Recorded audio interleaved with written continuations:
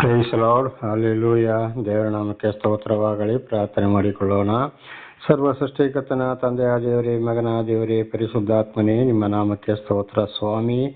ಈ ದಿವಸ ಈ ಸಮಯವು ಕೂಡ ನಿಮ್ಮಿಂದ ನೇಮಕವಾದಂತಹ ದಿವಸ ಸಮಯವಾಗಿದ್ದಕ್ಕಾಗಿ ನಿಮಗೆ ಸ್ತೋತ್ರ. ಈ ದಿವಸದ ಸಂದೇಶದ ಭಾಗವನ್ನು ಕೂಡ ಹೇರಳವಾಗಿ ಆಶೀರ್ವದಿಸಿರಿ. ಇದನ್ನು ಕೇಳುತ್ತಿರುವ ನನ್ನ ಸಹೋದರ ಸಹೋದರಿಯರು ಕೂಡ ಚೆನ್ನಾಗಿ ಕೇಳಿ ಅರ್ಥ ಮಾಡಿಕೊಂಡು ನಿಮ್ಮ ವಾಕ್ಯಕ್ಕೆ ವಿಧೇಯರಾಗಿ ಜೀವಿಸಿ ಅವರ ಮಕ್ಕಳನ್ನು ಅದೇ ಮಾರ್ಗದಲ್ಲಿ ನಡೆಸಿ ಅವರೆಲ್ಲರೂ ನಿಮ್ಮ ಚಿತ್ತಾನುಸಾರ ಇತರರಿಗೆ ಸಾಕ್ಷಿಗಳಾಗುವಂತೆ ಮಾರ್ಪಡಿಸಿರಿ. ಹಾಗೆ ಮಾಡುವುದಕ್ಕಾಗಿ ಸ್ತೋತ್ರ. ಯೇಸುವಿನ ನಾಮದಲ್ಲಿ ಪ್ರಾರ್ಥಿಸಿದ್ದೇನೆ ನಮ್ಮ ತಂದೆಯೇ, ಆಮೇನ್ ಆಮೇನ್.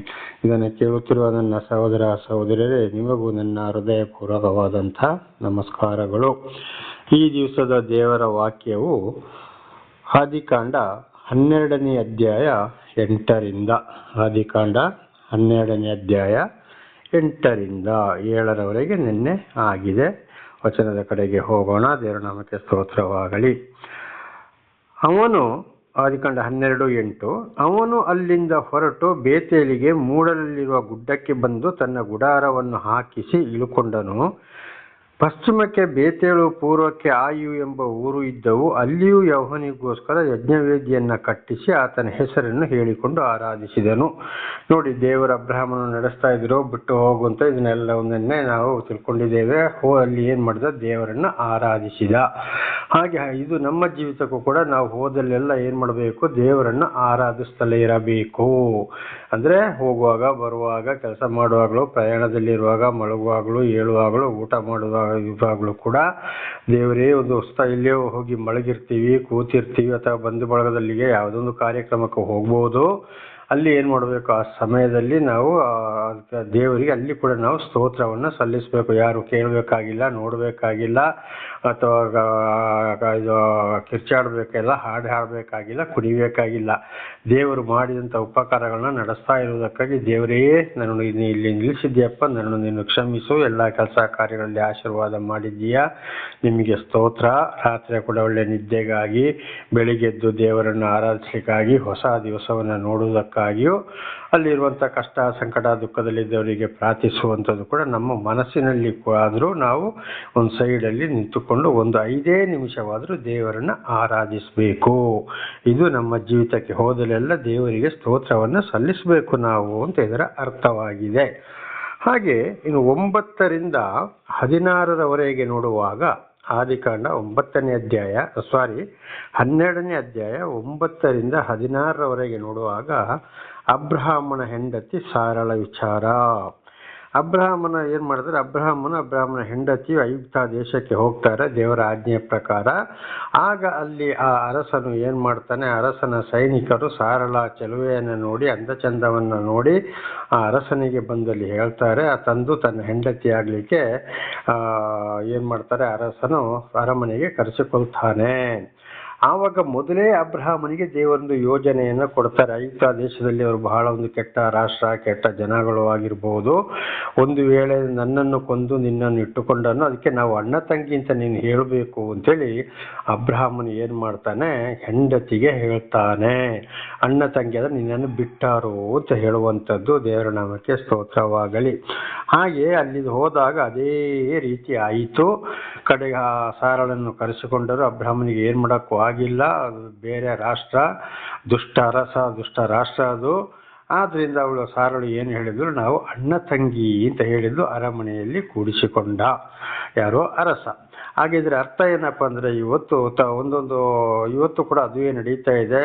ಇವತ್ತು ಒಂದೊಂದು ರಾಷ್ಟ್ರದ ಅರಸರುಗಳು ಇನ್ನು ಬಹಳ ಜನರ ನಾವು ನೋಡ್ಬೋದು. ಒಬ್ಬನ ಹೆಂಡತಿಂತ ನೋಡೋದಿಲ್ಲ, ಬೇರೆಯವ್ರಂತ ನೋಡೋದಿಲ್ಲ.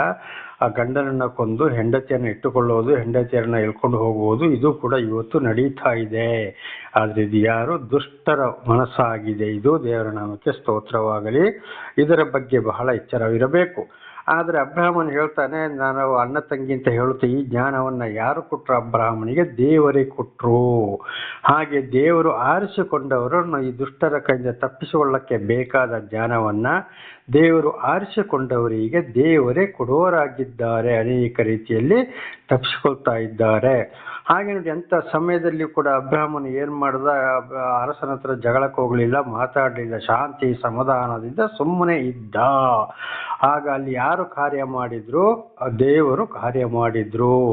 ಇದು ಕೂಡ ಇವತ್ತು ದೇವರು ಆರಿಸಿಕೊಂಡವರ ಜೀವಿತದಲ್ಲಿ ಇದೇ ರೀತಿ ಆಗಿದೆ. ಅನೇಕರು ಇನ್ನೊಬ್ಬರ ಹೆಂಡತಿಯನ್ನು ಕೆಡಿಸಿದ್ದಾರೆ, ಕೆಡಿಸಕ್ಕೂ ನೋಡ್ತಾರೆ, ಆದರೆ ದೇವರಿಂದ ಆಯ್ಕೆಯಾದವರನ್ನ ಮುಟ್ಲಿಕ್ಕೆ ಬಿಡುವುದಿಲ್ಲ ಅಂತ ಗಂಡ ಹೆಂಡತಿಯರನ್ನ. ದೇವರೇ ಅವರನ್ನ ಗದರಿಸುವವರಾಗಿದ್ದಾರೆ, ಎಚ್ಚರಿಸುವವರು ಕೂಡ ಆಗಿದ್ದಾರೆ. ದೇವರ ನಾಮಕ್ಕೆ ಸ್ತೋತ್ರವಾಗಲಿ. ಅದರಲ್ಲಿ ಈಗ ಆದಿಕಾಂಡ 12ನೇ ಅಧ್ಯಾಯ 1-3 ನೋಡುವಾಗ ನೋಡಿ, ಅಲ್ಲಿ ದೇವರು ಏನು ಹೇಳ್ತಾರೆ, ನಾನು ಹೇಳಿದ ದೇಶಕ್ಕೆ ನೀನು ಸ್ವಂತ ಬಂಧು ಬಳಗವನ್ನ ಬಿಟ್ಟು ಹೋಗುವುದನ್ನು ದೊಡ್ಡ ಜನಾಂಗವಾಗ ಮಾಡ್ತೇನೆ. ನಿನ್ನನ್ನು ಯಾರು ಸಂತೋಷ ಪಡಿಸ್ತಾರೋ, ಆಶೀರ್ವಾದ ಮಾಡ್ತಾರೋ ಅವರಿಗೂ ನಾನು ಆಶೀರ್ವಾದ ಮಾಡ್ತೇನೆ. ನಿನಗೆ ಯಾರಾದರೂ ಕೇಡು ಮಾಡಿದರೆ ನಾನು ಅಂಥವರಿಗೆ ಕೇಡು ಮಾಡ್ತೇನೆ ಅಂತೇಳಿ ಅಬ್ರಹಾಮನನ್ನ ಕರೆಯುವಾಗಲೇ ಹೇಳಿಬಿಟ್ರು ದೇವರು. ಹಾಗೆ ನೋಡಿ, ಅದೇ ವಿಚಾರ ದೇವರು ಆರಿಸಿಕೊಂಡವ್ರನ್ನ ದೇವರು ಎಂದಿಗೂ ಬಿಡುವುದಿಲ್ಲ.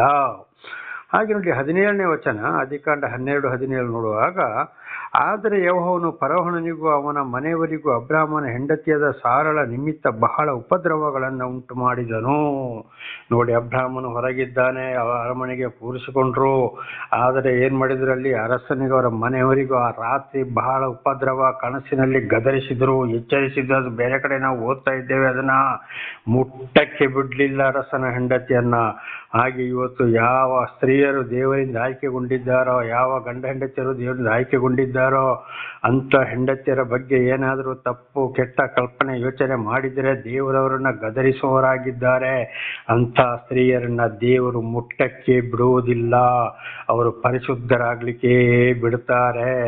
ದೇವರ ನಾಮಕ್ಕೆ ಸ್ತೋತ್ರವಾಗಲಿ. ಇಂಥ ಇದು ದೇವರಿಂದ ಆಯ್ಕೆಯಾದಂಥ ಸ್ತ್ರೀಯರನ್ನು ದೇವರೇ ರಕ್ಷಣೆ ಮಾಡ್ತಾರೆ. ಗಂಡ ಹೆಂಡತಿಯರನ್ನು ದೇವರೇ ರಕ್ಷಣೆ ಮಾಡ್ತಾರೆ ಕೆಟ್ಟವರಿಂದ ಅಂತೇಳಿ ಇದರ ಅರ್ಥ. ಈಗ ಆದಿಕಾಂಡ ಅದೇ 12:18-20 ಅಲ್ಲಿ ನೋಡುವಾಗ, ಇದು ದೇವರು ಅವರ ಮತ್ತು ಅವರ ಮನೆಯವರಲ್ಲಿ ಅವ್ರಿಗೆ ಏನು ಮಾಡ್ತಾರೆ, ಬಹಳ ಗದರಿಸಿದ ಮೇಲೆ ದೇವರು ಸಾರಳನ್ನ ಬಿಡುಗಡೆ ಮಾಡ್ತಾರೆ. ಆಗ ಏನಾಯಿತು, ಅರಸನಿಗೆ ಅವನ ತಪ್ಪು ನಡೆಯಿತು, ತಪ್ಪು ಅರಿವಾಯಿತು. ಅಯ್ಯೋ, ಇದೆಲ್ಲ ನಾನು ಮಾಡಿದ್ದು ತಪ್ಪು ಎಂಬುದಾಗಿ ಅಲ್ಲಿ ಅರಿವಾಯಿತು. ಹಾಗೆ ಸಾರಳನ್ನು ತರಿಸಿಕೊಂಡ ಅಬ್ರಹಾಮನು ಶಾಂತಿಯಿಂದ ಇದ್ದನು, ದೇವರಿಂದಲೇ ಆಯಿತು. ನೋಡಿ, ಆಗ ಈ ಅಬ್ರಹಾಮನನ್ನು ಮತ್ತು ಸಾರಳನ್ನ ದೇವರು ಅಲ್ಲಿಗೆ ಯಾಕೆ ಕಳಿಸಿಕೊಟ್ರು? ಈ ದುಷ್ಟ ಅರಸನಿಗೆ ದೇವರ ವಿಷಯವನ್ನ ತಿಳಿಯಬೇಕಾಯಿತು. ಅವನೊಂದು ದುಷ್ಟ ಗರ್ವ ಅಹಂಕಾರಿಯಾಗಿರಬಹುದು. ಅದಕ್ಕೆ ಆ ಸಾರಳನ್ನ ಅಬ್ರಹಾಮನನ್ನ ಕರೆದು ಅಬ್ರಹಾಮನನ್ನು ಸಾರಳನ್ನು ಐಗುಪ್ತ ದೇಶಕ್ಕೆ ಅಲ್ಲಿ ಹೋಗಿ ಈ ವಿಷಯಗಳೆಲ್ಲ ನಡೆದಿದ್ದು ಯಾಕೆ ಅಂದ್ರೆ ಈ ಅರಸನಿಗೆ ದೇವರ ವಿಷಯ ತಿಳಿಯಬೇಕಾಗಿತ್ತು. ಅದಕ್ಕೆ ಅಲ್ಲಿ ದೇವರು ಏನು ಹೇಳ್ತಾರೆ, ನಾನು ನಿನ್ನ ಎಲ್ಲವನ್ನ ಬಿಟ್ಟು ಹೋಗು, ನಿನ್ನ ಯಾರು ಸಂತೋಷ ಪಡಿಸ್ತಾರೋ ನಾನು ಸಂತೋಷ ಪಡಿಸ್ತೀನಿ, ನಿನಗೆ ಯಾರು ಕೇಡನ್ನು ಉಂಟು ಮಾಡ್ತೀರೋ ಅವರಿಗೆ ನಾನು ಕೂಡ ಕೇಡನ್ನು ಉಂಟು ಮಾಡ್ತೇನೆ. ಇದು ಕೂಡ ಇವತ್ತು ದೇವರು ಯಾರನ್ನ ಕಳಿಸಿಕೊಳ್ತಾರೆ. ಇದು ಎಜ್ಕೇಲನ ಅಧ್ಯಾಯ 2, 3, 4ನೇ ಅಧ್ಯಾಯ ನಾವು ಓದುವಾಗ, ಅದರಲ್ಲಿ ವಿಶೇಷವಾಗಿ 2ನೇ ಅಧ್ಯಾಯದಲ್ಲಿ ಓದುವಾಗ ಇದನ್ನೇ ಹೇಳ್ತಾರೆ, ನಾನು ಯಾರ ಬಳಿಗೆ ನಿಮ್ಮನ್ನು ಕಳಿಸ್ತೇನೆ ಅವರು ದ್ರೋಹಿಗಳು, ಕೆಟ್ಟ ಜನವು, ಕೆಟ್ಟ ಸಂತಾನ, ಭ್ರಷ್ಟ ಪೀಳಿಗೆ, ದುಷ್ಟ ಸಂತಾನದವರಾಗಿದ್ದಾರೆ. ಮುಳ್ಳು ಕಂಪೆಗಳ ಮಧ್ಯದಲ್ಲಿ ನೀನು ಜೀವಿಸಬೇಕಾಗಿದೆ, ಆದರೂ ನೀನು ಹೆದರಬೇಡ, ಅವರ ಮಧ್ಯದಲ್ಲಿ ನೀನು ಇರು, ನಾನು ನಿನ್ನೊಂದಿಗೆ ಇರುವೆನು ಅಂತ ಎಜ್ಕೇಲನಿಗೆ ದೇವರು ಹೇಳಿದರು. ಹಾಗೆ ಯೆರೆಮೀಯನಿಗೂ ಕೂಡ ಯೆರೆಮೀಯ 1ನೇ ಅಧ್ಯಾಯದಲ್ಲಿ 1-5 ನೋಡುವಾಗ ಯೆರೆಮೀಯನಿಗೂ ಕೂಡ ಅದನ್ನೇ ಹೇಳ್ತಾ ಇದ್ದಾರೆ, ನಾನು ಕಳಿಸಿದಲ್ಲಿಗೆ ನೀನು ಹೋಗಲೇಬೇಕು, ನುಡಿಯಲ್ಲಿ ಹೇಳುವುದನ್ನು ನುಡಿಯಲೇಬೇಕು, ನಿನ್ನ ಬಾಯಲ್ಲಿ ನನ್ನ ಮಾತುಗಳನ್ನು ಇಟ್ಟಿದ್ದೇನೆ, ನೀನು ಅವರಿಗೆ ಅಂಜಬೇಡ ಅಂತೇಳಿ ಅಲ್ಲಿ ಯೆರೆಮೀಯನನ್ನು ಕೂಡ ಆರಿಸಿಕೊಂಡು ಅದನ್ನೇ ಹೇಳಿದ್ದಾರೆ.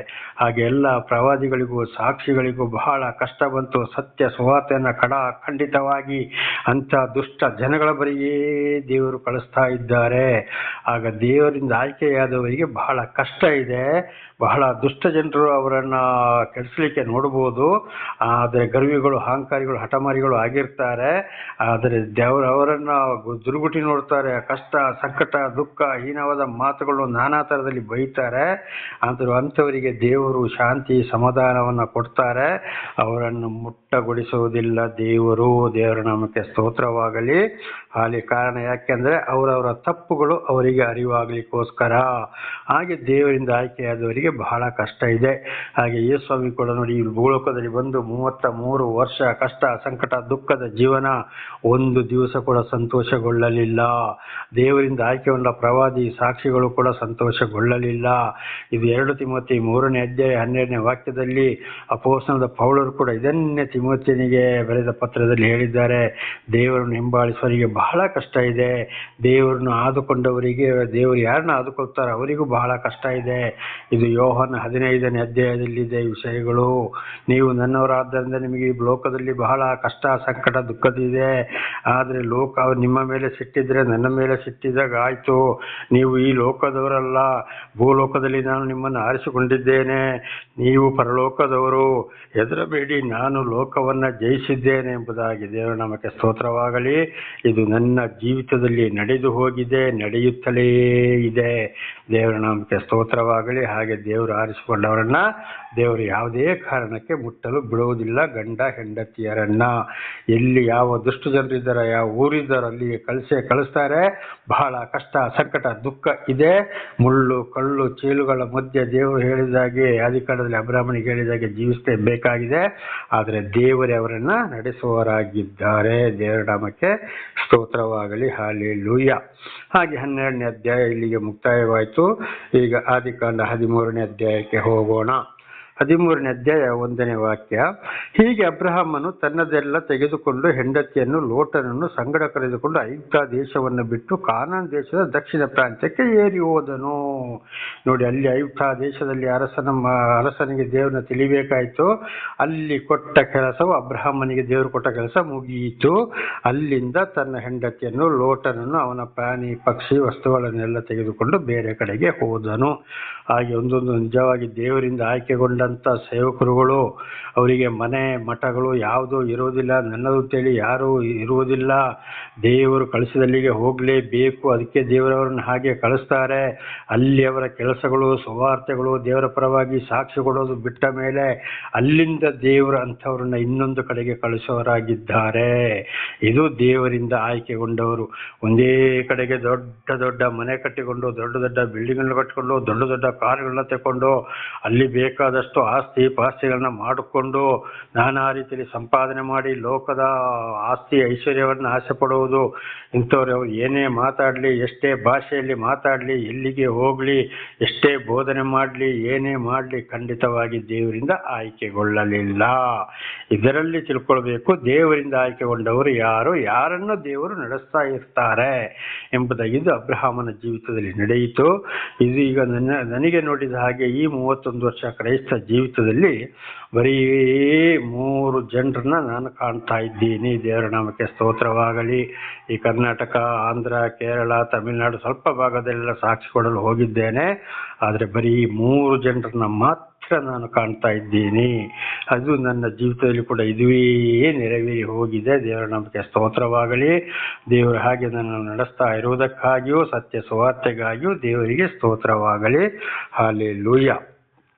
ಹಾಗೆ 2ರಿಂದ ಆದಿಕಾಂಡ 13 2ರಿಂದ 12 ನೋಡುವಾಗ, ಅಬ್ರಹಾಮನು ತಮ್ಮನ ಮಗ ಲೋಟನು ಬೇರ್ಪಟ್ಟರು. ಕಾರಣ ದನ ಕಾಯುವವರ ಜಗಳಕ್ಕಾಗಿ.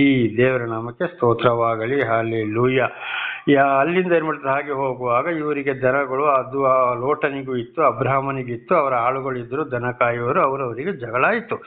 ಜಗಳ ಆದಾಗ ಅಲ್ಲಿ ಏನು ಮಾಡ್ತಾರೆ, ಅಬ್ರಹಾಮನಿಗೆ ಹೇಳ್ತಾರೆ, ನೋಡಪ್ಪ, ನಾವು ಚೆನ್ನಾಗಿದ್ದೇವೆ, ನನ್ನ ದನ ಕಾಯುವವರಿಗೂ ನಿನ್ನ ದನ ಕಾಯುವವರಿಗೂ ಜಗಳ ಆಗ್ತದೆ, ಅದರಿಂದ ನಾವು ಇನ್ನು ಅದರಲ್ಲಿ ನಿಷ್ಠೂರ ಆಗೋದು ಬೇಡ, ನಾವು ಬೇರೆ ಬೇರೆಯಾಗಿ ಹೋಗೋಣ, ಚೆನ್ನಾಗಿರೋಣ ಎಂಬುದಾಗಿ ಅಬ್ರಹಾಮನು ಲೋಟನಿಗೆ ಹೇಳ್ತಾನೆ. ಹಾಗೆ ಇವತ್ತು ಒಂದು ಅಣ್ಣ ಕುಟುಂಬದಲ್ಲಿ ಒಂದೇ ರೀತಿಯಲ್ಲಿ ನಾವು ಜೀವಿಸುವಾಗ ಒಂದು ವೇಳೆ ಆಳುಗಳ ಮುಖಾಂತರ ಜಗಳ ಬರಬಹುದು. ಆಗ ಜಗಳ ಬರಕ್ಕೆ ಮೊದಲು ನಾವು ಬೇರ್ಪಟ್ಟು ಅವರವರ ವಿಚಾರಗಳನ್ನ, ಅವರವರ ಭಾರಗಳನ್ನ ಅವರವರೇ ಹೊತ್ತುಕೊಳ್ಳಬೇಕು. ಜೊತೆಯಾಗಿ ಇರಬಾರದು, ಸಂತೋಷವಾಗಿ ಇರಬೇಕು ಅಂತೇಳಿ ಇದು ಒಂದು ಸೂಚನೆಯಾಗಿದೆ. ಇದು ಕೂಡ ನಮ್ಮ ಜೀವಿತದಲ್ಲಿ ಹಾಗೆ ಇರಬೇಕು. ನಾವು ಇತರರಿಗಾಗಿ ಜಗಳ ಆಗಿ ಇರಬಾರ್ದು. ಬೇರೆ ಬೇರೆಯಾಗಿ ಅವರವರ ಜೀವನವನ್ನು ಸಂತೋಷದಿಂದ ಅವರವರೇ ನೋಡಿಕೊಳ್ಳಬೇಕು ಅಂತೇಳಿ ಇದರ ಅರ್ಥ ಒಂದು ಆಗಿದೆ. ದೇವರ ನಾಮಕ್ಕೆ ಸ್ತೋತ್ರವಾಗಲಿ. ಹಾಗೆ ಅಲ್ಲಿ 9ನೇ ವಚನವನ್ನು ನೋಡಿಕೊಳ್ಳೋಣ. ಆದಿಕಾಂಡ 13:9. ಅಬ್ರಾಹ್ಮನು ಏನ್ ಮಾಡ್ತಾ ಇದ್ದಾನೆ, ತನ್ನನ್ನು ತಾನೇ ತಗ್ಗಿಸಿಕೊಳ್ತಾ ಇದ್ದಾನೆ. ನನ್ನ ತಮ್ಮನ ಮಗ, ನನ್ನ ವಯಸ್ಸಿಗೆ ಕಿರಿಯವನು, ನಾನು ಹೇಳಿದಾಗ ಆಗ್ಬೇಕು ಅಂತ ನೋಡ್ತಾ ಇಲ್ಲ. ಅವನೇ ಅವನ ಏನ್ ಮಾಡ್ತಾರೆ, ಅವನಿಗೆ ಬುದ್ಧಿವಾದವನ್ನ ಹೇಳ್ತಾ ಇದ್ದಾನೆ, ತಗ್ಗಿಸಿಕೊಳ್ತಾ ಇದ್ದಾನೆ. ನಾವು ಬೇರೆ ಬೇರೆಯಾಗಿ ಅಲ್ಲಿಂದ ನಾವು ಹೋಗೋಣ ಅಂತೇಳಿ. ಆದ್ರೆ 10-11 ನೋಡುವಾಗ, ಆದಿಕಾಂಡ 13:10-11 ನೋಡುವಾಗ ಲೋಟನಿಗೆ ಅಲ್ಲಿ ದುರಾಶೆ ಬರ್ತದೆ. ನೋಡಿ, ಅದನ್ನು ಓದಿಕೊಳ್ಳೋಣ. 10 ಮತ್ತು 11. ಲೋಟನು ಕಣ್ಣೆತ್ತಿ ನೋಡಲಾಗಿ ಯೋರ್ದಾನ್ ಹೊಳೆಯ ಸುತ್ತಲಿನ ಪ್ರದೇಶವು ಜೋಗರಿನ ತನಕ ಎಲ್ಲಾ ಕಡೆಯಲ್ಲಿಯೂ ನೀರಾವರಿಯ ಸ್ಥಳವೆಂದು ತಿಳಿದುಕೊಂಡನು. ಯೆಹೋವನು ಸೊದೋಮ್ ಗೊಮೋರ ಪಟ್ಟಣಗಳನ್ನು ನಾಶ ಮಾಡುವುದಕ್ಕಿಂತ ಮುಂಚೆ ಸೀಮೆಯ ಯೆಹೋವನ ವನದಂತೆ ಐಗುಪ್ತ ದೇಶ ಅಂತೂ ನೀರಾವರಿಯಾಗಿತ್ತು. ಆದ್ದರಿಂದ ಲೋಟನು ಯೋರ್ದಾನ್ ಹೊಳೆಯ ಸುತ್ತಣ ಪ್ರದೇಶವನ್ನು ಆದುಕೊಂಡು ಮೂಡನ ಕಡೆಗೆ ಹೊರಟನು. ಹೀಗೆ ಅವರಿಬ್ಬರು ಪ್ರತ್ಯೇಕವಾದರು. ಹಾಗೆ ಅಲ್ಲಿ ಏನ್ ಹೇಳ್ತಾರೆ, ಅಬ್ರಾಹ್ಮಣ ಮತ್ತೆ ಮುಂದೆ ಏನ್ ಹೇಳಿದ್ದಾರೆ, ನೀನು ಯಾವ ಕಡೆಗೆ ಹೋಗ್ತೀಯೋ ಆ ಕಡೆಗೆ ಹೋಗು. ನೀನು ಪೂರ್ವಕ್ಕೆ ಹೋದರೆ ನಾನು ಪಶ್ಚಿಮಕ್ಕೆ ಹೋಗ್ತೇನೆ, ನೀನು ಪಶ್ಚಿಮಕ್ಕೆ ಹೋದರೆ ನೀನು ಬಿಟ್ಟ ಕಡೆಗೆ ನಾನು ಹೋಗ್ತೇನೆಪ್ಪ ಅಂತ ಹೇಳಿ. ಹಾಗೆ ಲೋಟನು ನೋಡುವಾಗ ಅಲ್ಲಿ ಬಹಳ ದೂರದಲ್ಲಿ ನೀರಾವರಿ ಪ್ರದೇಶ ಕಾಣ್ತಾ ಇತ್ತು. ಆವಾಗ ಈ ಲೋಟನ್ ಹೇಳ್ಬೋದಿತ್ತು, ನೋಡಪ್ಪ ಅಲ್ಲಿ ನೀರಾವರಿ ಸ್ಥಳ ಇದೆ, ನಾನು ಅರ್ಧ ನೀನು ಅರ್ಧ ಹಂಚಿಕೊಳ್ಳೋಣ ಅಂತ ಹೇಳ್ಬೇಕು ಇತ್ತು. ಅವನು ಹೇಳಲಿಲ್ಲ. ಲೋಟನಿಗೆ ದುರಾಶೆ ಬಂತು, ಆ ನೀರಾವರಿ ಸ್ಥಳ ಎಲ್ಲ ನನಗೇ ಬೇಕು ಅಂತೇಳಿ ಅವನು ಅಬ್ರಾಹ್ಮನ ಬಗ್ಗೆ ಚಿಂತೆ ಮಾಡಲಿಲ್ಲ. ಅದಕ್ಕೆ ಏನ್ ಮಾಡ್ದ, ನಾನು ಆ ಕಡೆಗೆ ಹೋಗ್ತೀನಿ ಅಂತ ಹೇಳ್ದ. ಆಯ್ಕೆ ಅಬ್ರಾಹ್ಮನ್ ಏನ್ ಮಾಡ್ದ, ಆಯ್ತಪ್ಪ ಹೋಗು ಅಂತೇಳಿ ಅವನು ನೀರಾವರಿ ಸ್ಥಳದ ಕಡೆಗೆ ಅವನನ್ನು ಬಿಟ್ಟ. ಆಮೇಲೆ ಅಬ್ರಾಹ್ಮನು ಬೇರೆ ಕಡೆಗೆ ಹೊರಟು ಹೋದನು.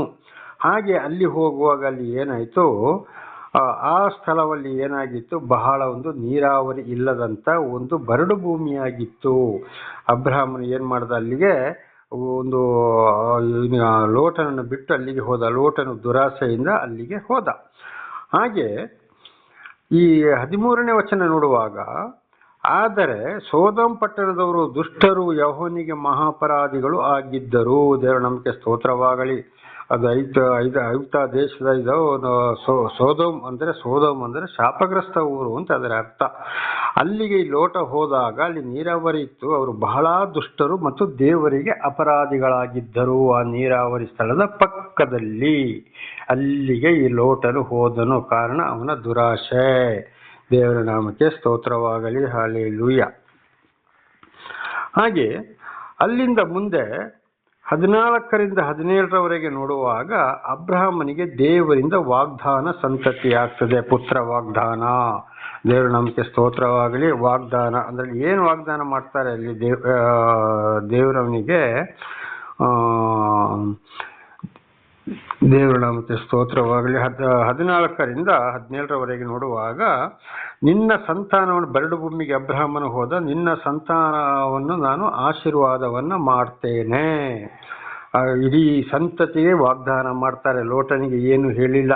ಅಬ್ರಾಹ್ಮನ ಬರಡು ಭೂಮಿಗೆ ಹೋದರೂ ಕೂಡ ಅಬ್ರಾಹ್ಮನಿಗೆ ದೇವರಲ್ಲಿ ವಾಗ್ದಾನ ಮಾಡ್ತಾರೆ.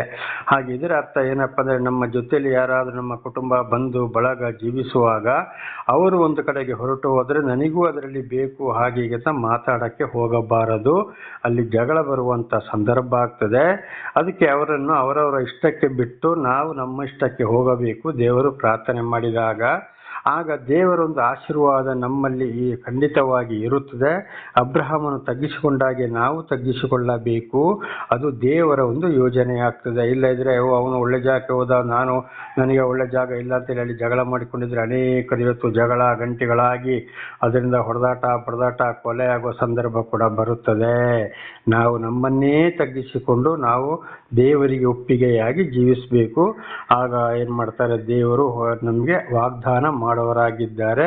ದೇವರ ಆಶೀರ್ವಾದ ಇಲ್ಲದೆ ಯಾವುದು ಏನೂ ನಡೆಯೋದಿಲ್ಲ. ಒಟ್ಟಿನಲ್ಲಿ ಅಬ್ರಹಾಮನು ತಗ್ಗಿಸಿಕೊಂಡಾಗೆ ನಮ್ಮನ್ನು ನಾವೇ ತಗ್ಗಿಸಿಕೊಳ್ಳಬೇಕು. ಖಂಡಿತವಾಗಿ ನಾವು ಆಸೆ ಪಟ್ಟು ಅವರ ಹಾಗೆ ಈ ಲೋಟನ ಹಾಗೆ ಆಗಬಾರದು ಅಂತ ಇದರ ಅರ್ಥ. ಹಾಗೆ ಆದಿಕಾಂಡ 13-18 ಒಂದು ವಚನಗಳನ್ನ ನಾವು ಅಲ್ಲಿ ನೋಡುವಾಗ ಓದಿಕೊಳ್ಳೋಣ. 13-18. ತರುವಾಯ ಅಬ್ರಹಾಮನು ಅಲ್ಲಿಂದ ಹೊರಟು ಅಲ್ಲಲ್ಲಿ ಗುಡಾರ ಹಾಕಿಸಿಕೊಳ್ಳುತ್ತಾ ಹೆಬ್ರೋನಿನಲ್ಲಿರುವ ಮೆಂಬ್ರೆ ತೋಪಿಗೆ ಬಂದು ಅಲ್ಲೇ ವಾಸ ಮಾಡಿಕೊಂಡು ಯೆಹೋವನಿಗೆ ಯಜ್ಞವೇದಿಯನ್ನ ಕಟ್ಟಿಸಿದನು. ನೋಡಿ, ಅಲ್ಲಿ ಕೂಡ ದೇವರು ಏನ್ ಮಾಡಿದ್ರು, ಲೋಟ ನೀರಾವರಿ ಕಡೆಗೆ ಹೋದ, ಇಲ್ಲಿ ಬರಡು ಭೂಮಿ. ದೇವರು ಅಬ್ರಹಾಮನೊಂದಿಗೆ ಇದ್ರು, ವಾಗ್ದಾನ ಮಾಡಿದ್ರು, ದೇವರು ಬಿಡ್ಲಿಲ್ಲ. ಅಲ್ಲಿ ಕೂಡ ದೇವರಿಗೆ ಯಜ್ಞವೇದಿಯನ್ನ ಕಟ್ಟಿ ಆರಾಧಿಸಿದ. ಇದು ಬರಡು ಭೂಮಿ, ಅವನು ನೀರಾವರಿಗೆ ಹೋದ ಅಂತ ಏನಾದ್ರು ಯೋಚನೆ ಪಟ್ಟ, ಬೇಸರ ಪಟ್ನ? ಇಲ್ಲ. ಏನಾಗಿರುವುದು, ದೇವರು ನನ್ನನ್ನು ನಡೆಸ್ತಾರೆ, ದೇವರು ವಾಗ್ದಾನ ಮಾಡಿದ್ರು, ನನ್ನ ದೇವರು ಇಲ್ಲೂ ಕೂಡ ನನ್ನನ್ನು ಕೈ ಬಿಡುವುದಿಲ್ಲ, ದೇವರ ಚಿತ್ತದಂತೆ ನೆರವೇರಲಿ ಅಂತ ಹೇಳಿ ಅಬ್ರಹಾಮನು ಏನು ಮಾಡೋದು, ಅಲ್ಲಿ ಕೂಡ ದೇವರನ್ನು ಆರಾಧಿಸಿದ. ಹಾಗೆ ದೇವರು ಯಾರನ್ನ ಕರೀತಾರೋ, ಎಲ್ಲಿ ಕಳಿಸ್ತಾರೋ ಅಲ್ಲಿ ಯಾವುದೇ ಕಷ್ಟ ಸಂಕಟ ದುಃಖಗಳು ಇದ್ರೆ ಅನುಭವಿಸಲೇಬೇಕು. ಅದರಲ್ಲಿ ನಾವು ಸಂತೋಷ ಪಡುತ್ತಲೇ ಮುಂದೆ ಹೋಗ್ತಾ ಇರಬೇಕು. ಅದು ಒಂದು ದೇವರ ಚಿತ್ತವಾಗಿದೆ. ಅದರಲ್ಲಿ ನಮಗೆ ಒಳ್ಳೆಯದೇ ಬರುತ್ತದೆ. ನಾವು ಆಶೀರ್ವಾದ ಹೊಂದಬೇಕಾದ್ರೆ, ಒಳ್ಳೆಯದಾಗಬೇಕಾದ್ರೆ ಬರುವುದು ಮೊದಲು ಕಷ್ಟವೇ. ಏನೇ ಆದರೂ ನಾವು ದೇವರನ್ನು ಆರಾಧಿಸುವುದನ್ನು ಬಿಡಬಾರದು. ಆದರೆ ಇವತ್ತು ಅನೇಕರು ಏನು ಮಾಡ್ತಾರೆ, ಬಹಳ ನನಗೆ ಒಳ್ಳೆಯದಾದರೆ ಮಾತ್ರ ಸಾಕು, ಒಳ್ಳೆಯದಾದರೆ ಮಾತ್ರ ದೇವರಲ್ಲಿ ಪ್ರಾರ್ಥನೆ ಮಾಡುವಂಥದ್ದು. ಸ್ವಲ್ಪ ನೋವುಗಳು ಬಂದರೆ, ಅಯ್ಯೋ ಯಾಕಪ್ಪ ನನಗೆ ಹಾಗಾಯಿತು ಹೀಗಾಯಿತು, ಅವರು ದೇವರನ್ನು ಆರಾಧಿಸುವುದಿಲ್ಲ, ಯಾವುದೂ ಮಾಡೋದಿಲ್ಲ, ಅವರು ನೋಡು ಬಹಳ ಚೆನ್ನಾಗಿದ್ದಾರೆ, ನಮಗೆ ಯಾಕೆ ಹೀಗೆ ಅಂತ ಅನೇಕರು ಗುಣಗುಟ್ಟುವವರಾಗಿದ್ದಾರೆ. ಈ ರೀತಿ ಗುಣಗುಟ್ಟಕ್ಕೆ ಹೋಗಬಾರದು. ದೇವರ ಒಂದು ಪ್ರೀತಿ ಅದೇ ಆಗ್ತದೆ. ಇದೇ ಒಂದು ವಿಷಯ ಕೂಡ ನೋಡಿ, ಈಗ ಅನೇಕ ಪ್ರವಾದಿಗಳಲ್ಲಿ ಸಾಕ್ಷಿಗಳಲ್ಲಿ ಕೂಡ ನಡೆದು ಹೋಗಿದೆ.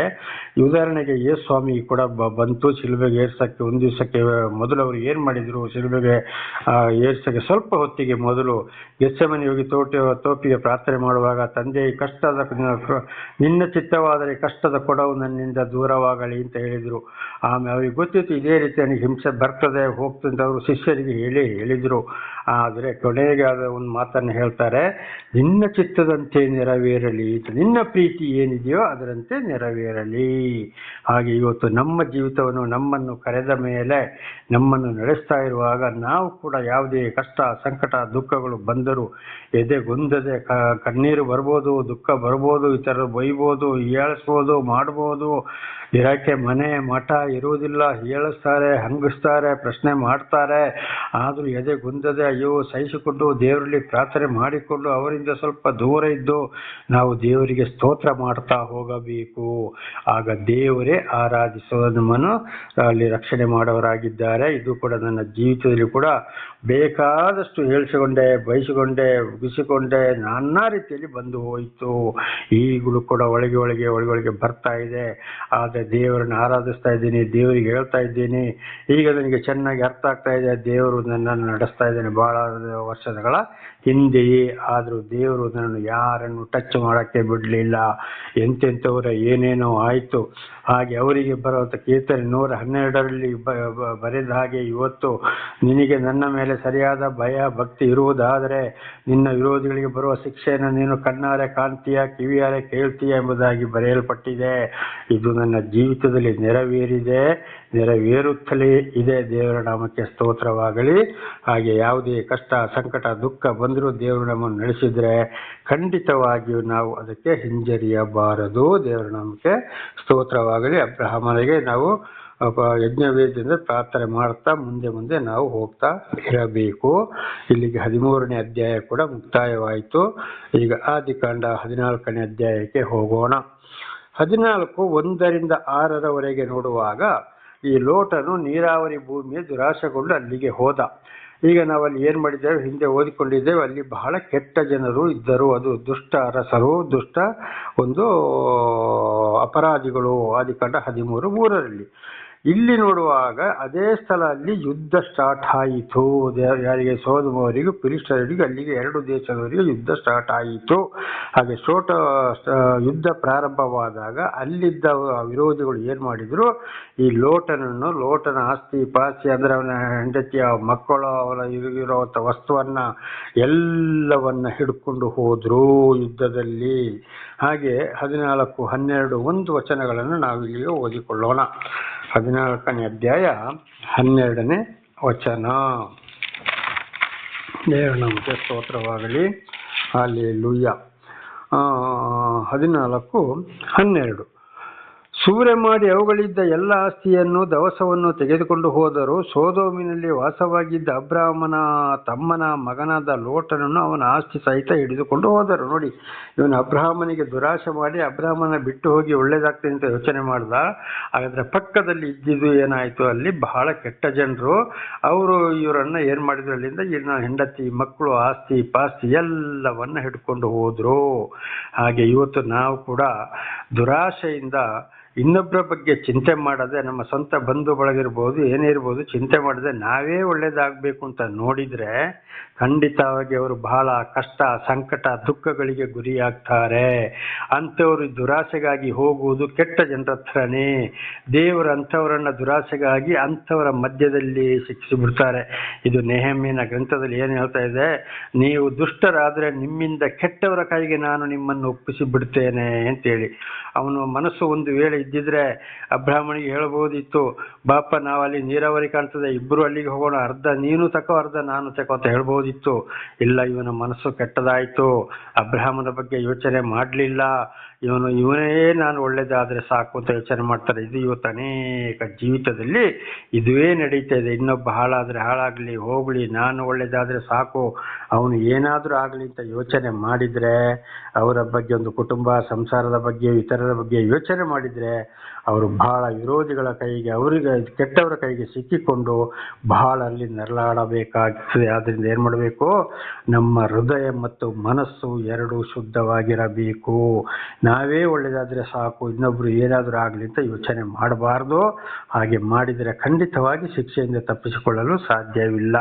ಇದಕ್ಕೆ ನಾವು ಅಲ್ಲಿ ಓದ್ತಾ ಇದ್ದೇವೆ ಬೈಬಲಲ್ಲಿ, ನಿಮ್ಮ ಹೃದಯಕ್ಕೆ ದೀಕ್ಷೆ ಮಾಡಿಸಿಕೊಳ್ಳಿರಿ ಅಂತ. ದೀಕ್ಷಾ ಸ್ಥಾನ ಅಂದ್ರೆ ಬರೀ ನೀರಿನಲ್ಲಿ ಮುಳುಗಿಸಿ ಎತ್ತಿದ್ರೆ ಮೇಲೆ ಇರುವ ಧೂಳು ಮಾತ್ರ ಹೋಗಬಹುದು, ಅಥವಾ ಸ್ನಾನ ಮಾಡುವಾಗ ಸೋಪ್ ಹಾಕಿ ಚೆನ್ನಾಗಿ ಉಜ್ಜಿದ್ರೆ ಹೋಗಬಹುದು. ನಮ್ಮ ಶರೀರದ ಹೃದಯದೊಳಗಿರುವಂಥ ಧೂಳನ್ನು ಹೇಗೆ ತೆಗಿಬೇಕು? ಅಲ್ಲಿಗೆ ನೀರು ಹಾಕ್ಲಿಕ್ಕೆ ಆಗ್ತದ, ಸೋಪ್ ಹಾಕ್ಲಿಕ್ಕೆ ಆಗ್ತದ, ಬ್ರಷ್ ತಗೊಂಡು ಉಜ್ಜಲಿಕ್ಕೆ ಆಗ್ತದ? ಆಗೋದಿಲ್ಲ. ಅದಕ್ಕೆ ಮನಸ್ಸು ಶುದ್ಧವಾಗಿರಬೇಕು, ಹೃದಯ ಶುದ್ಧವಾಗಿರಬೇಕು ಅಂತ ಹೇಳುವಂಥದ್ದು ಇದ್ವಿ. ಅಂಥವರನ್ನು ದೇವರು ಎಂದಿಗೂ ಕೈ ಬಿಡುವುದಿಲ್ಲ. ದೇವರ ನಾಮಕ್ಕೆ ಸ್ತೋತ್ರವಾಗಲಿ. ಹಲ್ಲೆಲೂಯಾ.